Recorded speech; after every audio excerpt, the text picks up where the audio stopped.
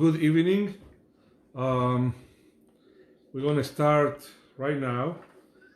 First of all, today is actually the 4th of ER right now, and I'm going to unmute everyone. Sure.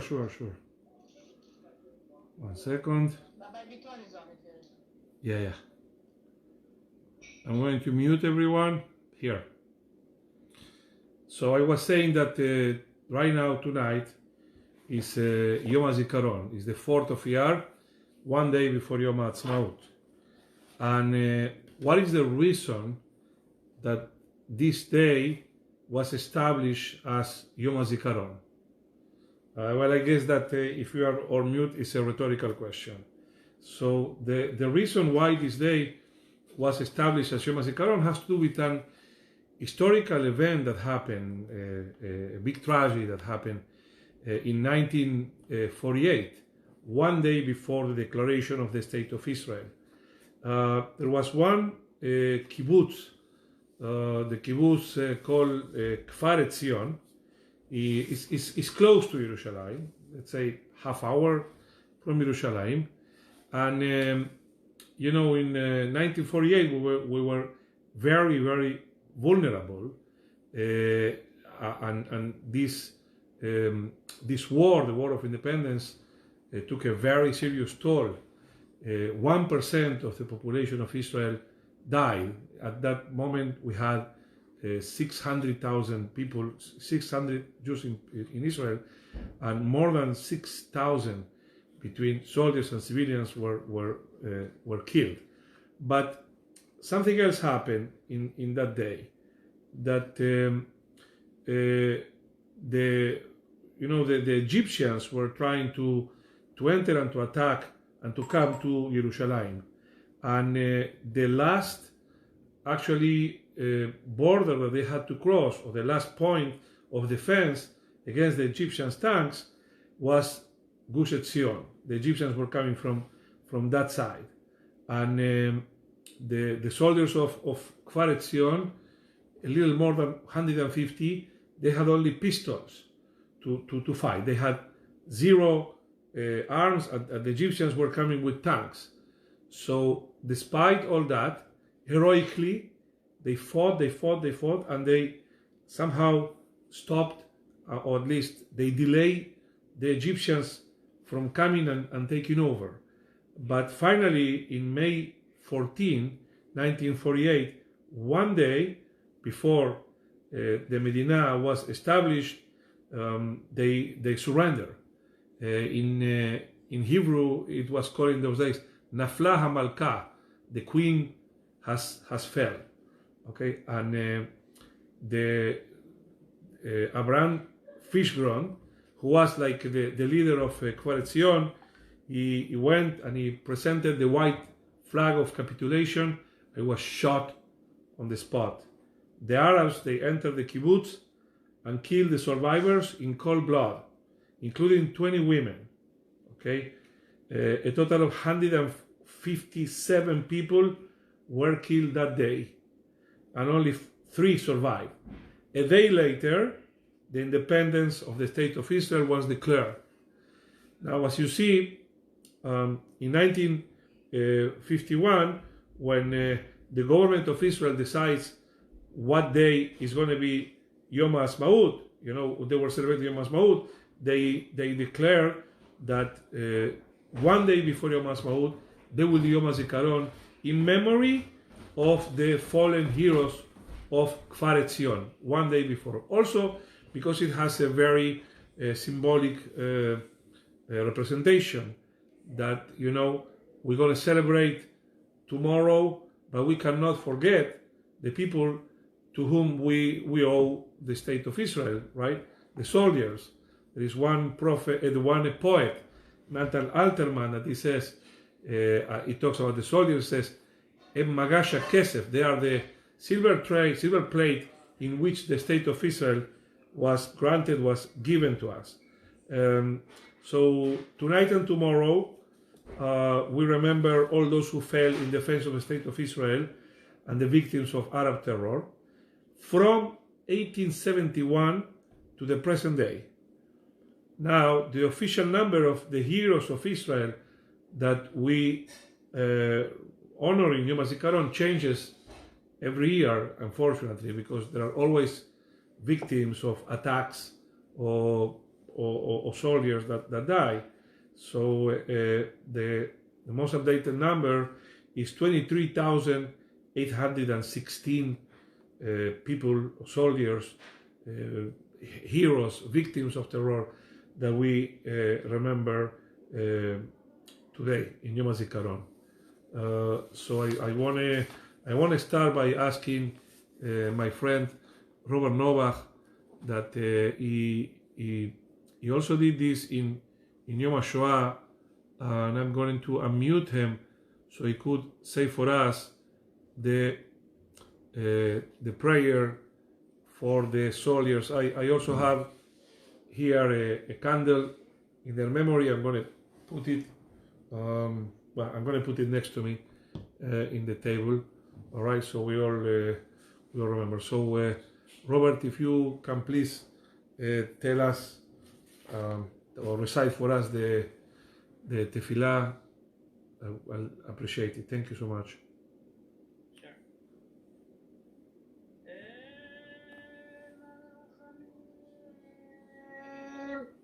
שוכן במרומים, אמצא מנוחה נכונה על כנפי השכינה, במעלות קדושים טהורים וגיבורים, כזוהר הקיימים ומזהירים לנשמות הקדושים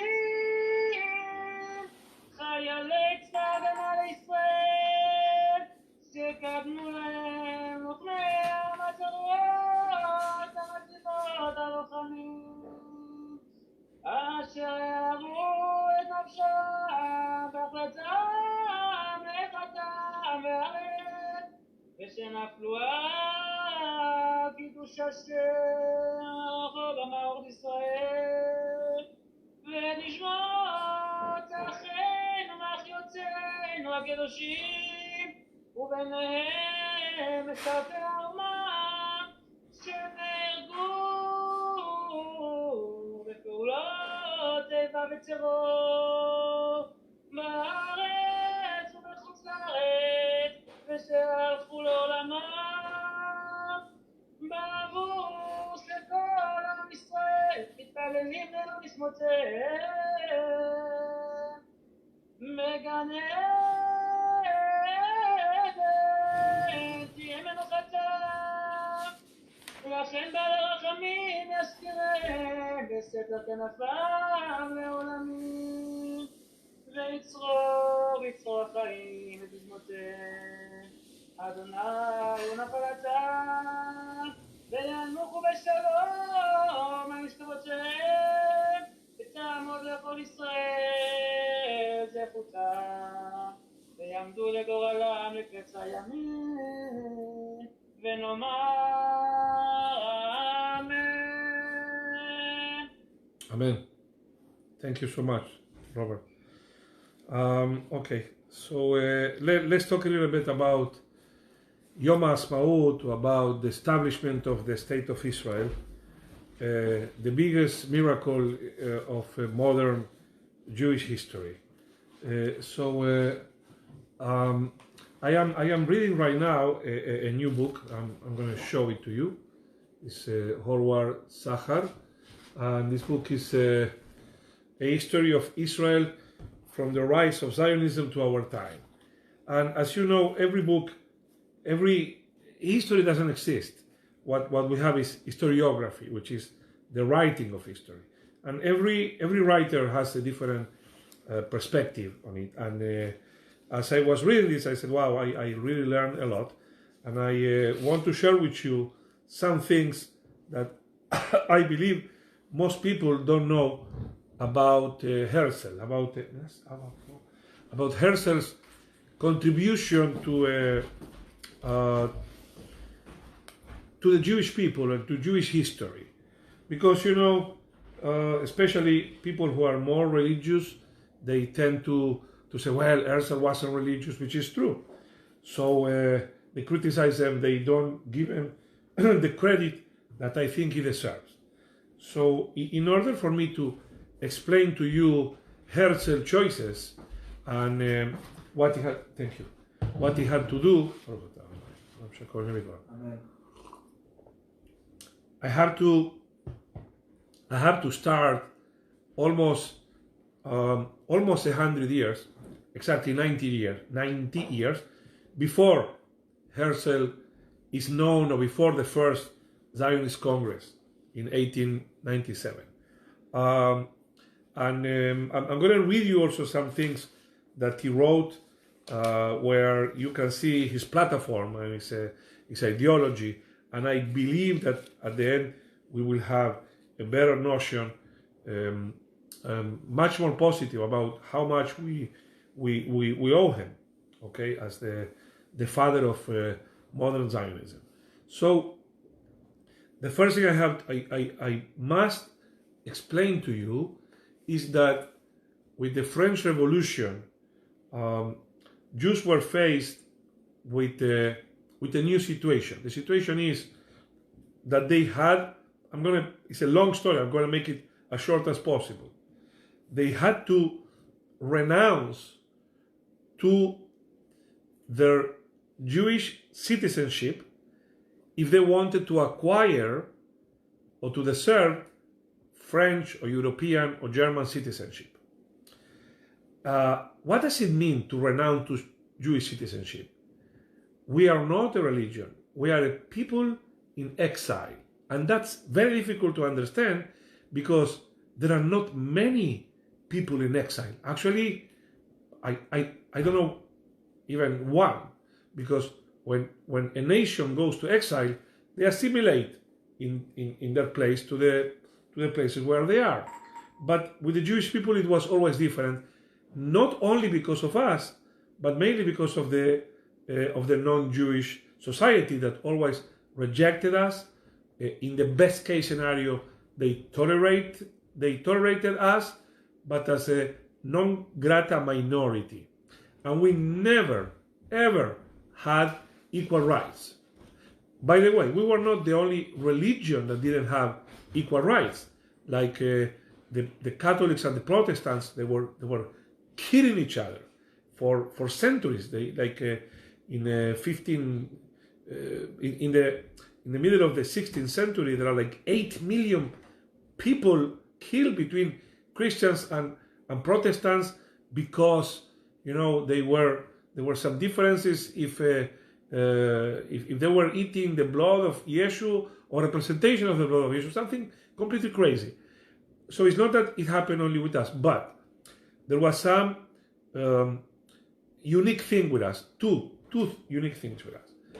Number one is that we were persecuted all the time in every single country. If we focus on Europe right now, we were expelled from every single European country, from Poland, from England, from France, famously from Spain, from Portugal, from every single country. Okay, we're persecuted there, and Christianity did not forgive us that we were the killers of their God, as ridiculous as this, of course, sound. And they accuse us to be poisoners of the wells of water, or to use Christian children blood for the matzot, all false, ridiculous things that always were there. And they never treated us equally. Okay. Now, in 1798, when the French Revolution takes place, supposedly now every citizen has to have the same rights. At the beginning, it was like, of course, but not the Jews. It reminds me a little bit Declaration of Independence and Declaration of Rights in America, that every man is equal, right? Should be treated equally, except slaves, right? Slaves was a different category. So, in a very close spirit, the fact that France declares equality for everyone did not include Jews until the time of Napoleon. Napoleon is the one that actually says, we have to include the Jews too. And it was like a revolution. It was called by Alexander the Tsar, the first Tsar of Russia, because of him wanted to accept the Jews as normal French citizens. It was called the Antichrist and the enemy of God. Okay? So look what Napoleon did for us. Now, he said, you deserve emancipation. You deserve to be citizens of our land. But you have to do something too. I mean, you have to, in some way, pledge allegiance to us. So he created a very famous institution called the Sanhedrin. Okay? Of course, modeled, or at least the name, modeled after the ancient Jewish court that had 71 Chachamim. And it took 71 prominent Jewish leaders, 2/3 of them were rabbis, and this Sanhedrin, this is like 1806, when he ordered the creation of the Sanhedrin. So this Sanhedrin had a very difficult task ahead of them. Again, we're talking about France or the empire, the French Empire, and they were about to be granted French citizenship. So they were faced with like 12 different questions that they had two things. There were two main subjects in these 12 different questions. The first series of questions was about, what about those Jewish laws that contradict the civil laws of France? Are you going to follow our civil laws, like every French citizen does, or are you going to follow your own laws? Now, there were not many things, and his intention was not to abolish Shabbat, for example. He didn't want that. So there are so many books, by the way, written about Napoleon and the Jews, showing different things, like 180 degrees, one from the other. I think that his intentions were actually good from his point of view. But let's see what happened. So he was worried about the conflicts of Jewish law and French law. That's one set of things. He also didn't want the Jews to practice lending money anymore. Okay, so he forbade the Jews to do that. Although we didn't have any other profession, because we didn't have any access to universities, access to practice medicine, access to own land. So many Jews didn't have any other possibility but trade and lending money, which is more or less what banks do. Okay, what banks do in your credit card is they lend you money for 18%, whatever it is, interest. All right. So that is what we were doing there. So Napoleon says, no more lending money. You're going to be citizens. You can do anything that you want. Okay. And the third and most important point in Napoleon's thing was that Jews they have to renounce to their political aspirations of coming back to Israel. Okay, because you have to pledge allegiance to the only country that you have, your motherland, France. We don't want any more double loyalty or any suspicion of double loyalty. Either you are a Israeli in exile, which is the way we have perceived ourselves since the time of the destruction of the second Beit HaMikdash, or since the year 135, when we were expelled from Judea by the Romans, we always said we are a nation in exile. So Napoleon says, that's it. You want to be granted French citizenship, you have to choose one. Do you want Israeli citizenship or French citizenship? Jewish citizenship or one or the other, okay? And let me read for you what it says here. So it says that you will be allowed to practice all your religion as long as it doesn't contradict, it's not conflict with our civil laws. For example, before I read this, there were 2 or 3 things like polygamia, getting married with more than one woman, that de facto Jews were already abandoned that practice for a long time, from the year 1000.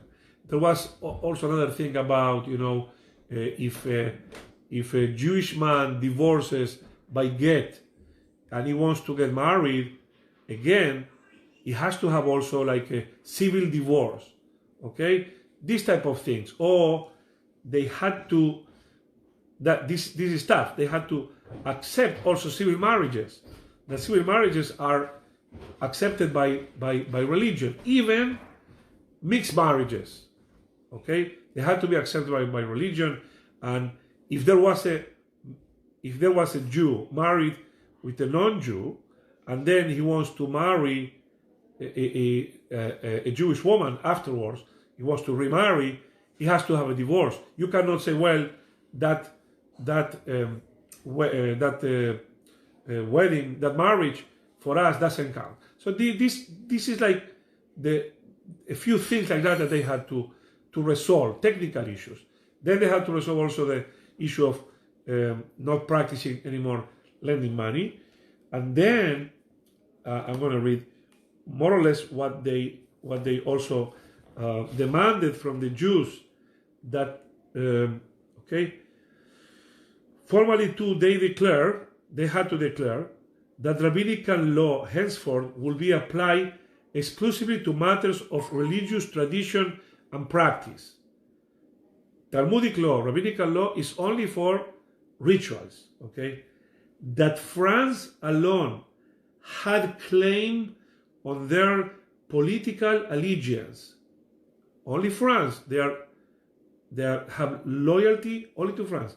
That French Jews, quote unquote, no longer form a nation. Nation and people are the same. They no longer form a nation.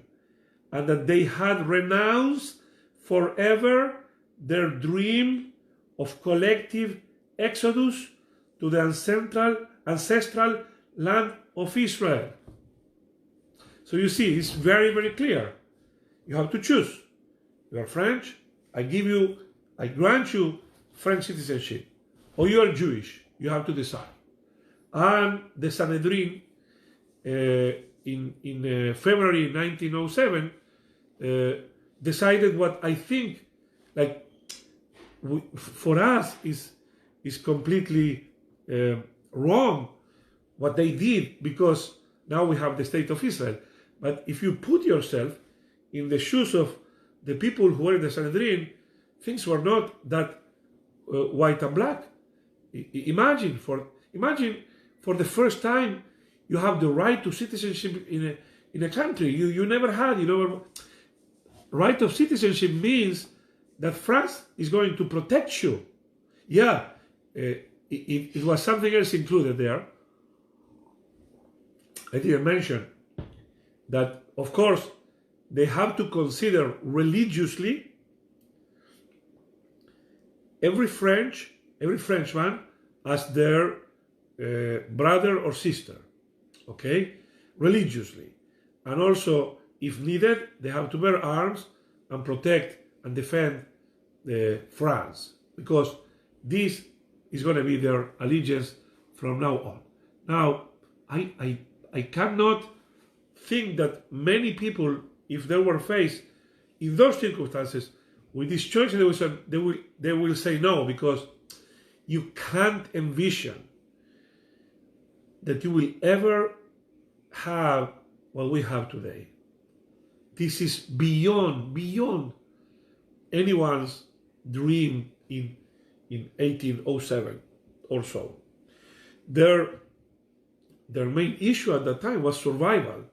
How to survive in face of anti-Semitism. All of a sudden you have a country that is granting you protection. Aren't you going to take it? As you see, I'm trying to lament the hood, but this is more or less what they had done. Now, I'm going to jump almost 90 years because the history is very long. But what I want to tell you is that the two things happened. From one side, many Jews assimilated, as you know. I think I talk about that subject a lot. Many Jews assimilated. This is when the Reform movement is born. Like say, well, it is time to reform Judaism, to adapt it as a way to accommodate ourselves to these new rights that they are giving us. Okay, so thousands, tens of thousands of Jews, they abandoned Judaism. We're talking mainly about Western Europe. Okay, Western Europe means Austro-Hungary, Austria, Hungary, that there were like one empire, Germany, France, England. Okay, this is more or less Western Europe. We're talking about that. So the Jews of Western Europe, by thousands, they abandoned Judaism. Some of them converted. Most of them, they became secular. All right, this is in the 1850, 1860, etc. They became secular. Dr. Berelwein and Rabbi Berelwein, he said that was actually the real intention of Napoleon when he did that. He wanted the Jews to assimilate. So by granting them citizenship, and by telling you, you can keep your laws, okay, ritual laws, but don't bring anything national. So he had the hope that they will assimilate, and he was right. He was right. And Western Europe Jewry could have disappeared. By the way, at that time in 1807, there were 40,000 Jews in France. In France, it's a lot. Now, the only thing that Napoleon didn't take into account, and nobody else took into account, was anti-Semitism. Anti-Semitism was so deeply rooted in the mentality, in the values of the European Christians, you know, because for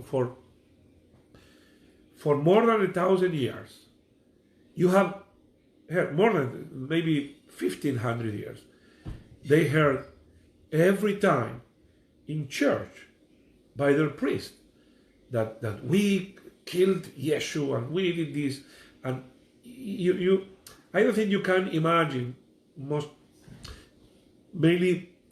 of you who come strictly from a Muslim country, perhaps those of you who were in Italy, they are more in tune with this, but I don't think you can imagine what these people did, like in Easter or in Christmas.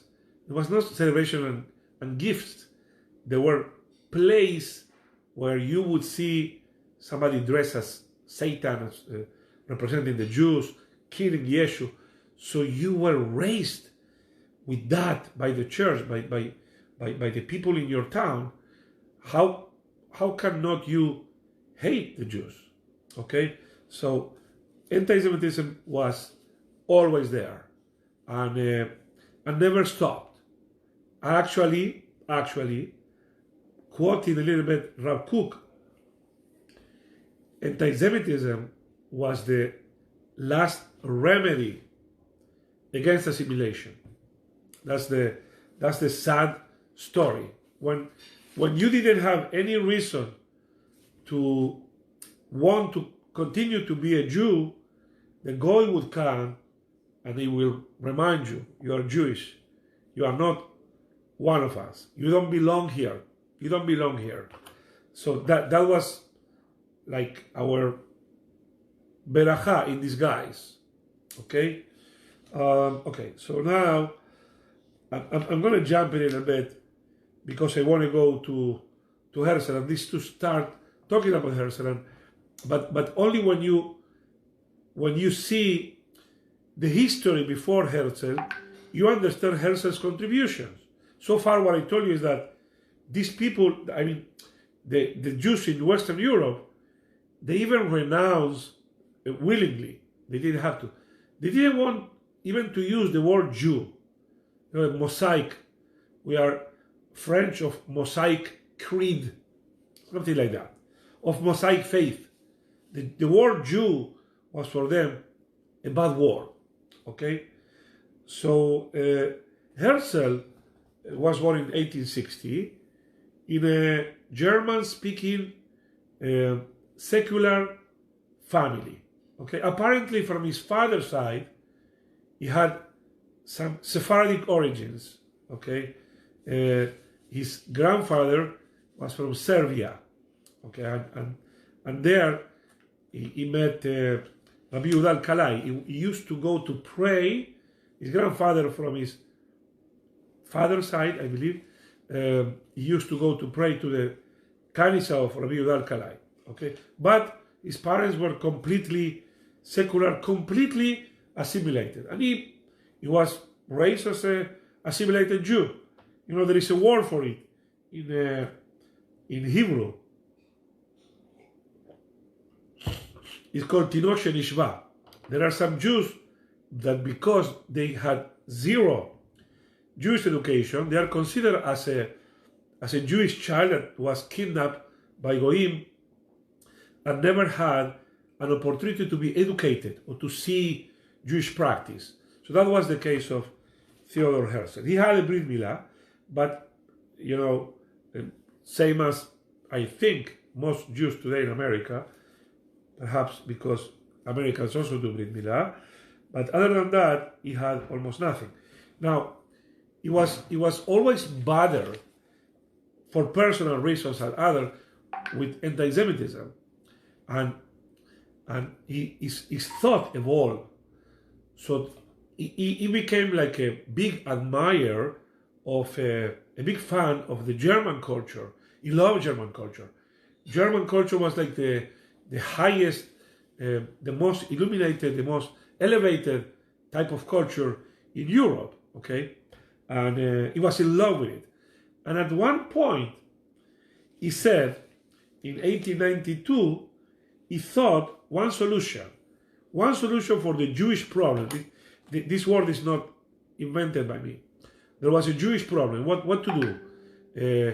You know, we live as a non grata minority in these countries, and we are stuck there, and we are hated. So what is the solution? The solution of the Jewish problem, okay?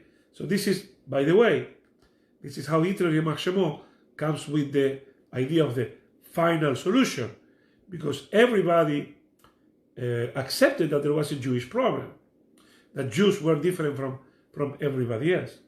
Okay, so one solution that occurred to him was a voluntary and honorable mass Jewish conversion to Christianity.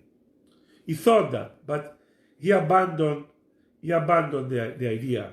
He wrote about it, but he abandoned the idea very quickly. That was in 1892.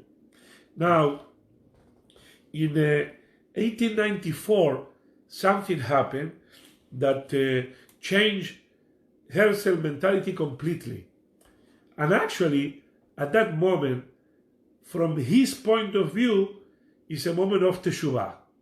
It's a moment of repentance and coming back to Judaism at this level, okay? In 1894, there was an officer in the French army called Alfred Dreyfus. Dreyfus was a captain. in the army, a very loyal French, a patriot French, and they were fighting against Germany, and some classified information got to Germany, and somehow, without having very strong evidence, they accused Dreyfus of being a traitor, of being the one that, and despite many things, for example, there was one colonel that he showed that actually there was somebody else the spy, and he gave the name and the evidences, but the higher commands already found the perfect culprit. Okay, so people were chanting in the streets in 1994, death to Dreyfus, death to the traitor, death to the Jews. And that was like a epiphany for Theodor Herzl. He understood at that moment that there was nothing that could be done to fix anti-Semitism. After 100 years of trying, anti-Semitism is not going to go away. So he got to that understanding, and let me read for you what he writes. Okay, this is a quote from him. So he says, this is something that he writes in his first book. It's called The Jewish State, okay, Judenstaat. We also call the State of a Jew. Now, let me begin to praise Herzl. In those days, as I explained to you, Jews wouldn't use the word Jew. I remember even in Argentina, when I was a child, we were afraid to use the word Jew. It was, like 10 years ago, nobody used the word cancer because you didn't want to say the word cancer. So you didn't want to say the word Jew in Argentina because it was like almost dangerous to. So Hebreo, Israelite, okay, not Jew. Now, to his credit, and the same thing there, they said, we are French of Mosaic religion, okay? But he said the Jewish state, and just for using that word, Jewish state, I think it deserves a lot of credit, okay? And the subtitle of that book, this is the very famous book that originally was written for Rothschild. The subtitle was an attempt to a modern solution to the Jewish question. He didn't even put the Jewish problem. He put the Jewish question, okay? So before I read to you what I think is the most important and probably one of the best known contributions of Herzl, I want to read for you what he said about anti-Semitism. We have, quote unquote, we have sincerely tried everywhere to merge with the national communities in which we live. We have tried to integrate. We seeking only to preserve the faith of our fathers. We want to integrate as you have, Catholic French and Protestant French and another 50 denominations and other things. We wanted to be, French, Jewish French. We only to preserve the faith of our fathers. It is not permitted to us. It was not permitted to us. Only one solution remained. There is only one solution, and this is the Hidush. And nobody thought about this from a political point of view. It was an exodus. So he's saying, we Jews have to exit. Exodus is like exit. We have to leave.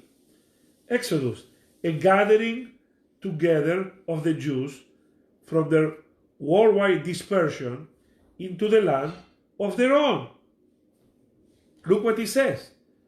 Now, I think I talk about it, and I'm going to talk tomorrow also about the Sephardic rabbis like Rabbi Yehuda Bibas, Rabbi Al-Kalai, and others, that they already said we have to go back to Eretz Israel.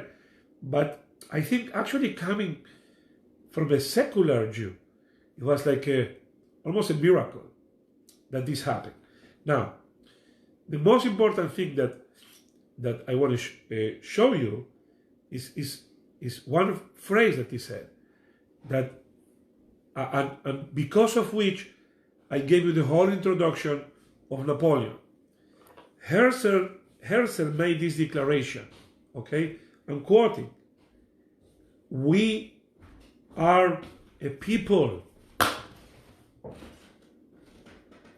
Do you understand the impact of these words? We are a people. So he said, we are a people, one people. When he talks about a people, he's talking to the Goyim. You granted us citizenship, but we are a people. We are not a religion. We are a people. And that was a revolution. If Herzl wouldn't have come just to say, we are a people, dayenu, I would say. That would have been enough, because as you saw, for decades, Jews said, no, we are not a people. We are French. We are not a people. We are a religion. We are now part of the French nation, or French Empire. We have just our faith. So he went back to the original idea. We are a people. Okay? And that was an amazing thing. Okay. Now, I'm saying I don't have so much time because I don't want to go over 1 hour.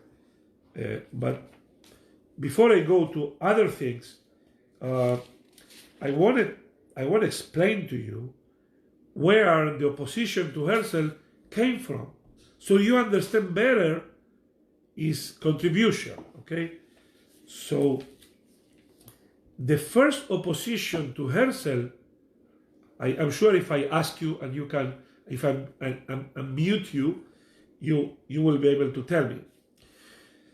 The first opposition to Herzl came from the Jews. Not all of them. Many of them, especially from Eastern Europe, were very enthusiastic. There were also some minorities of Jews, some group of Jews in Western Europe, Chobebet Zion, that already made Aliyah, that they want to live in Israel in terrible conditions. They never thought about a state.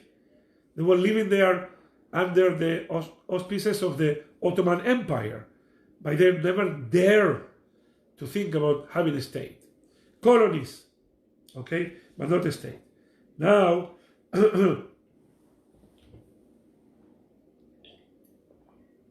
Herzl is criticized. I'm going to read to you how he was criticized in a Jewish German newspaper. Yeah. So let me read for you.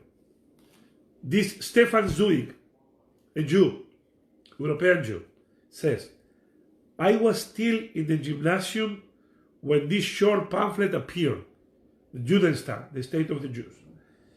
But I can still remember the general astonishment and annoyance of the middle-class Jewish elements of Vienna. Everybody was annoyed. What is this guy doing? Is this guy now telling that we are not Austrians? That we are not patriot citizens? What is he doing? He's crazy. What happened? They said angrily to this intelligent and cultivated writer. What foolishness is this that he has thought up and writes about? Why should we go to Palestine? They are saying. 1896. Why should we go to Palestine? Our language is German and not Hebrew. Listen to this. And beautiful Austria is our homeland. Are we not well off under the good Emperor Franz Joseph? Do we not make an adequate living? And is our position not secure? Why does he, Herzl, who speaks as a Jew and who wishes to help Judaism place arguments in the hands of our worst enemies. Why? Because they were thinking, if this is known, our enemies will say, oh, you see, the Jews, they want to go back to Israel. They want to leave. They themselves are saying that they are a nation, that they are a people. So they are not Austrian, they are not Europeans. I want you to see the conflict. It's such a difficult thing and such an incredible, heroic thing that Herzl did, because he went against like common sense of all assimilated Jews. Okay, so they were very, very angry at him when he says, "Why would he give arguments in the hands of our worst enemies and attempt to separate us, when every day bring us more closely and intimately into the German world?" Sorry. In other words, he's saying, we are fighting and struggling to be accepted by the Germans, and you, Herzl, a Jew, an intellectual Jew, you say that we want to go, we want to leave? Doesn't make sense. They were very, very angry at them. And, you know, even a rabbi, when in 1897, Herzl called for the first Zionist Congress. Let me read for you what the Association of Rabbis said. Association of Rabbis, you know, incredibly, at this moment, almost all rabbis were against it, against Zionism. It's like Reform rabbis and ultra-Orthodox rabbis. They were against it, against Zionism from both sides, in an incredible phase. Okay, only a few rabbis were having in mind, especially at the beginning, were very enthusiastic about it.